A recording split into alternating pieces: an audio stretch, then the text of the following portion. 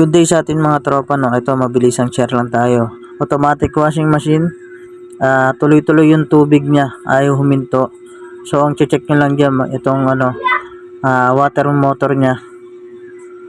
Yan. Water pump motor niya, i-check nyo lang kung okay pa yung reading niya or gumagana pa. Pwede nyo may tester niya ng rectang 220. Kuha kayo ng saksakan, tapos isakit nyo na lang dyan, rectang yung 220. Tignan nyo kung okay yung higop or gumagana pa yung pinaka-winding, pero i-check nyo rin ng tester.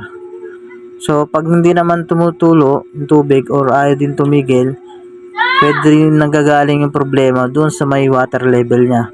Yung may kita nyo parang transparent na yung transparent na hose. Pinanggagalingan din ng yan, ng sensor, water sensor. Yan, so i-check natin yan, yung mga kung ayaw magtubig yung ating fully automatic washing machine. Ito para sa mga nagsisimula lang to mga tropa, no.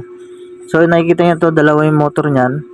Yung isa busted na dyan, ayaw nang gumana. Yung isa good pa naman dyan. So always check din natin kung ano naging problema talaga.